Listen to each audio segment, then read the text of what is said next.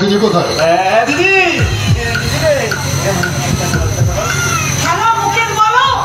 বিক্রম যে এতক্ষণ কথাগুলো বললো সেগুলো কি সত্যি?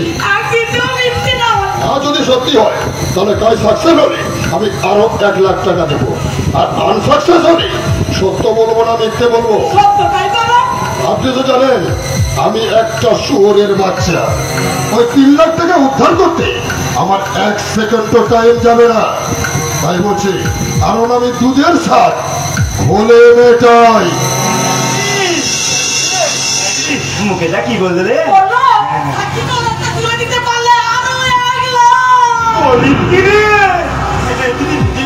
আরো 1 লাখ? এই প্ল্যানটা কেমন করে দিলাম বল, আমাকে যেতে দিবি না? ঠাকুর ঠাকুর করে তুলে দিতে পারলে দুজনে 50-50 কি বলি?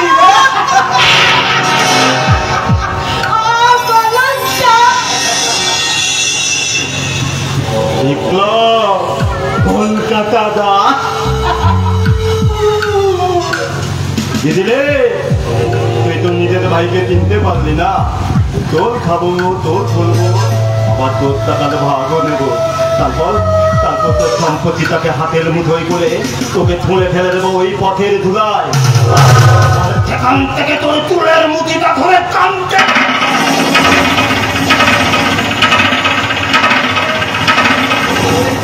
নিয়ে গিয়ে ফেলে দেবো ওই মানবের অন্ধকারে। আমি কোন পথে চলি, কোন পথে চলি, তোমার সামনে কোন পথে চলি, কোন পথে চলি, তোমার সামনে তোরা করি।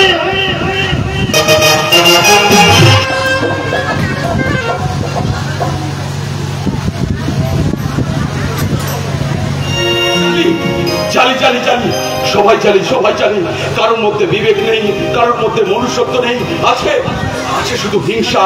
না না না না না না না, পারছি না, পারছি না। অসহ্য যন্ত্রণা আমার মাথার মধ্যে যেন কুড়ে কুড়ে খাচ্ছে। কিন্তু কিন্তু বাবা মা দাদা মিলে একটা কঠিন পরিস্থিতির সম্মুখে ফেললো, সেটা থেকে নিজেকে সামলাই কি করে? কিন্তু কিন্তু কেন এমন হলো, কেন এমন হলো, কেন এমন হলো? তাহলে কি পূর্ব জন্মে কোনো পাপ করেছিলাম যে পাপের ফল আজ আমাকে ভোগ করতে হচ্ছে? কে কে আপনি? আমি তোমার স্ত্রী টিনা। কিন্তু আমার ঘরে কেন এলেন? স্বামীর ঘরে স্ত্রী আসবে না তাই কখনো হয়? কিন্তু কেন এলেন? চলে যান, চলে যান বলছি।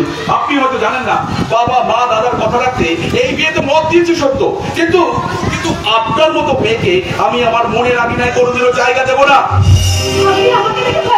কি বললেন? সত্যি কি আপনি আমাকে ভালোবাসেন না? না বাসি না, না বাসি না। কারণ কারণ আমি জানি নারী মানেই নরক। যে নরকে প্রবেশ করলে একটা পুরুষের জীবন নষ্ট হয়ে যায়। গায়ের রক্ত জল করে ইনকাম করা টাকায় মেশিন কিনবো, কিন্তু সেকেন্ড হ্যান্ড কিনবো না। তাই আর কথা না বাড়িয়ে আপনি এখন এখান থেকে আসতে পারেন। চলে যাচ্ছি। দাঁড়ান, কি হলো? কিছু করবেন?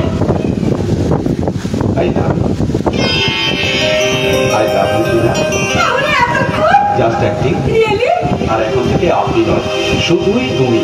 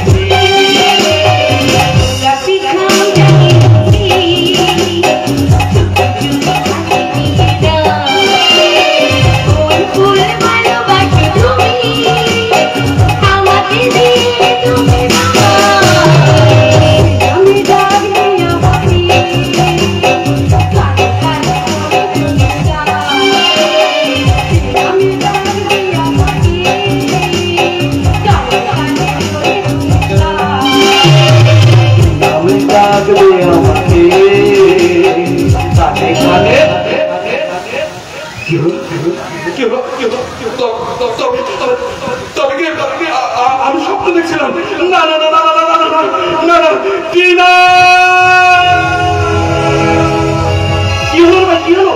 এখন আপনি চিৎকার করে উঠল কেন? তাহলে কি কোনো ভয়ঙ্কর স্বপ্ন দেখলি নাকি? দাদা স্বপ্নই তো দেখলাম, স্বপ্নই তো দেখলাম। কি স্বপ্ন? সে স্বপ্নের কথা আমি তোমাকে বলতে পারবো না দাদা। যা আমি কোনোদিনও ভাবিনি, যা আমি কোনোদিনও চাইনি, সেটাই আসতে চলেছে দাদা, সেটাই। কিন্তু আমি তোমাকে একটা কথা বলতে পারি দাদা, ঝড় আসতে চলেছে, ঝড়। সেই ঝড়ে শুধু আমি কেন, এই গোটা সংসারটা তছনছ হয়ে যাবে দাদা, তছনছ হয়ে যাবে। ভয় কি রে ভাই, ভয় কি? আমি তো আছি, আমি তো দাদা। দাদা? যতই ঝড় আসুক না কেন, আমি দৃঢ়তার সহিত দাঁড়িয়ে থাকবো। দাদা? ওরে ভাই, আমি যে বটবৃক্ষ, সেই বটবৃক্ষের ছায়ায় তোকে আমি সারা জীবন আগলে রাখবো রে ভাই, আগলে রাখবো। দাদা? মনে পড়ে ভাই?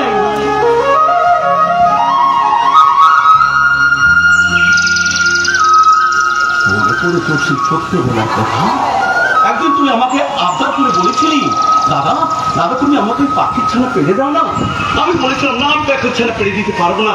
তুই আমার উপর রাগ করে শুধু কি গাছে উঠে পাখির ছানা পারবার জন্য, আর সরু ডালে পাখির ছানা পারতে গিয়ে ডালটা ভেঙে পড়লো, আর তুই তখন চিৎকার করে বলে উঠেছিলি, দাদা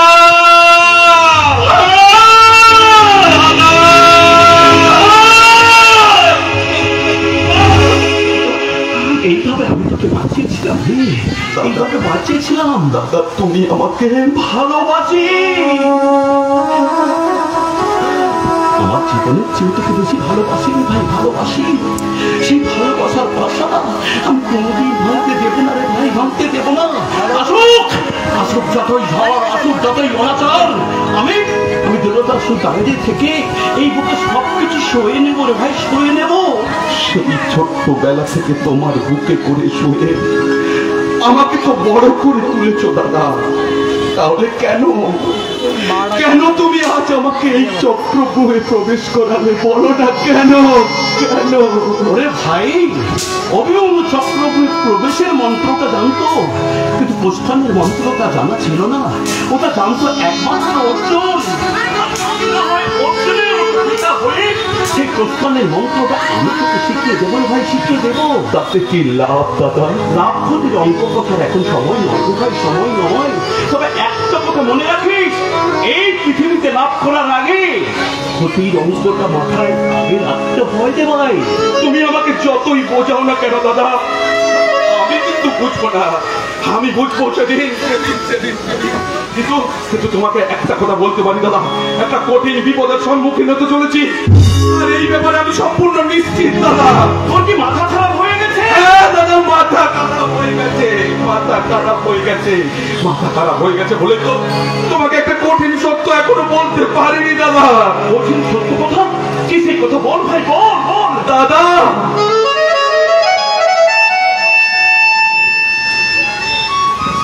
যার জীবন থেকে হারিয়ে গেছে সোনালী স্বপ্ন, যার মন থেকে হারিয়ে গেছে ভালোবাসা, তার প্রাণ খাঁচায় হঠাৎ উড়ে আসা তোতা পাখিটার খবর তোমরা কেউ রাখলে না দাদা, তোমরা কেউ রাখলে না। বরং তোমরাই আমাকে ইটের পাথরে লোহার খাঁচায় বন্দি করে রাখলে দাদা, আমাকে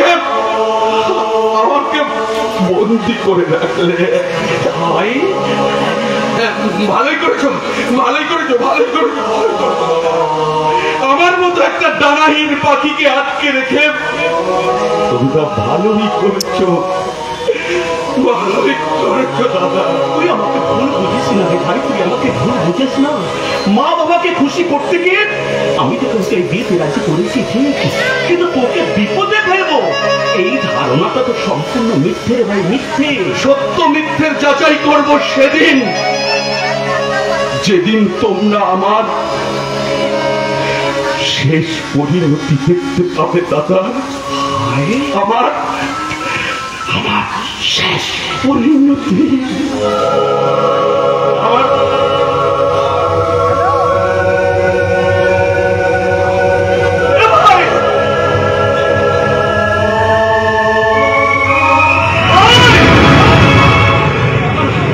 আমি কিছু ভাবতে পারছি না, কিছু ভাবতে পারছি না। ভাই কথা বলতে না অন্যরকম লাগছে, ওর জন্য কোনো একটা গোপন কথা আমাকে বলতে চাইছে না। না না, সেই গোপন কথা আমাকে জানতে হবে। আর ওদিকে মুকেশের বোন টিনার সঙ্গে বিয়ে কিন্তু ঠিক হয়ে গেছে। না না, তার আগে আমাকে জানতে হবে ওই মেয়েটা ভালো না অসভ্য।